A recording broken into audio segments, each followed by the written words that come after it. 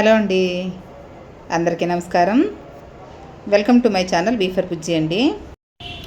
ఈ sleeve design చూసారు కదండి, puff hands, short puff hands అనమాట. చేతులు అయితే ఎల్బో హ్యాండ్స్ వచ్చేసింది, పైన పఫ్ మాత్రం చాలా షార్ట్గా ఉంది.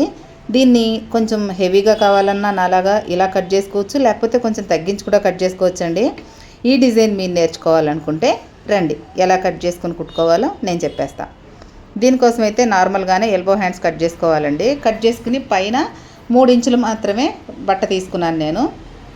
3 ఇంచులు పఫ్ రావాలి.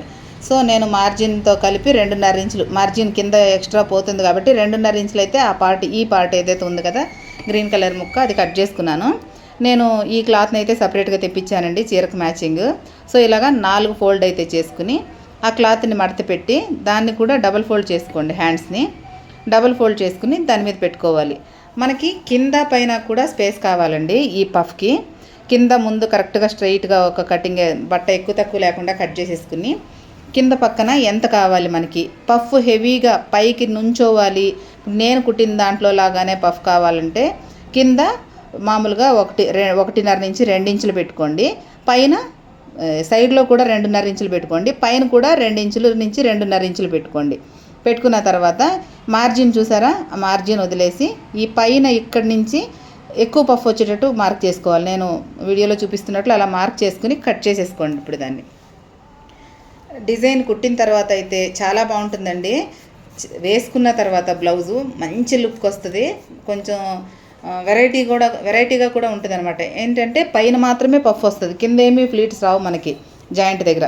సో దీనికైతే ఉల్టా సీదా అనేది మార్క్ చేసుకొని పై పక్కనకు కూడా చెట్కా వేసి పెట్టుకోండి. అంటే సెంటర్ చెట్కా కాకుండా పై పక్కన మనం ఎక్కడ పాట అతికించాలనేది మనకు తెలియాలి కదా. సో అక్కడ కూడా ఒక చెట్కా వేసేసుకోండి. వేసుకున్న తర్వాత వీటిని చిన్న చిన్న ప్లీట్స్గా కుట్టేసుకోవాలండి. ఈ ప్లీట్స్ పెట్టుకునే ముందు మనం కట్ చేసిన పార్ట్ ఏదైతే ఉందో దాన్ని దృష్టిలో పెట్టుకుని ఈ ప్లీట్స్ అయితే కట్ చేసుకోవాలి, ప్లీట్స్ అయితే సెట్ చేసుకోవాలి.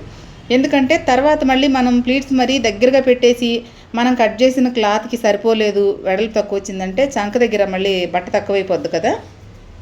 సో కాబట్టి ఈ ప్లీట్స్ అనేది మన కట్ చేసిన కొలత ప్రకారం ఈ ప్లీట్స్ పెట్టుకోవాలి. పై పక్కన ప్లీట్స్ పెట్టుకుంటే చాలండి. నేను చూపిస్తున్నాను కదా వీడియోలో, ఇలాగా చిన్న చిన్న ప్లీట్స్ పెట్టుకోండి. మీకు బట్ట కావాలంటే ఇంకొంచెం వెడల్పు ఎక్కువ కట్ చేసుకోండి, పొడుగు లేకపోయినా. అప్పుడు మీకు సరిపోతుంది అనమాట, ఒకవేళ సరిపోదు అనిపిస్తే. సో 2 పక్కలన 2 చేతుల బుట్ట కూడా ఆ పఫ్ పార్ట్ అనేది అలాగే పెట్టేసుకోండి. సేమ్ నేను పిక్చర్లో చూపిస్తున్నాను కదండి వీడియోలో, సేమ్ అలాగే పెట్టుకోండి. చూసారా, ఇప్పుడు ఈ బుట్ట అయితే తయారైపోయింది. బుట్ట అంటున్నాను, మామూలుగా బుట్ట చేతులు అంటాం కదా. సో ఇక్కడ సెంటర్ చెట్కా వేసుకున్నాను చూసారా, అక్కడి నుంచి మనం హ్యాండ్ తీసుకుని చెయ్యి భాగం అయితే తీసుకుని ఆ సెంటర్ నుంచి అతికించుకోవాలి. అవతల పక్కకి ఇవతల పక్కకి ఒక పక్క నుంచి అతికించుకుంటూ వచ్చేయాలి. సెంటర్కి పిన్ పెట్టుకోండి. ఈ పిన్ పెట్టుకోవడం అనేది ఒక అలవాటుగా చేసేసుకోవాలి. ఎందుకంటే మనకి పర్ఫెక్ట్గా వచ్చేస్తుంది, ఇంకా ఎక్కువ తక్కువ ఆ పక్కకి ఈ పక్కకి వెళ్ళదనమాట. సో కాబట్టి మనకి లోపల పక్కన మళ్ళీ చేతికి చూడండి కచ్చా కనపడకూడదు అనమాట.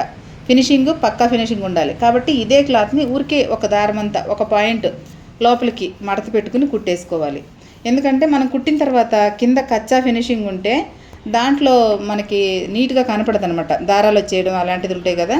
కాబట్టి కచ్చా ఫినిషింగ్ లేకుండా అయితే నేను వీడియోలో చూపించినట్లు కుట్టేసుకుని సెంటర్ మార్క్ చేసుకోండి అలాగా.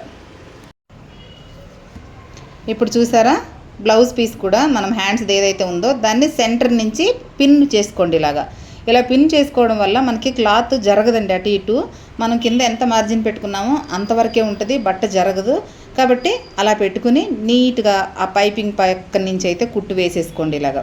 ఈ కుట్టు వేసుకున్న తర్వాత సైడ్లో ఇంకా కొంచెం ఎక్స్ట్రా బట్ట మిగులుతుంది ఒక్కొక్కసారి. సో అలా మిగిలిన బట్టను ఏం చేయాలంటే మనము దాంట్లోకి కలిపేసుకోవాలన్నమాట. స్లీవ్ అటాచ్ చేసుకుంటాం కదండి, ఇప్పుడు కుచ్చులు పెట్టి చూపిస్తాను నేను.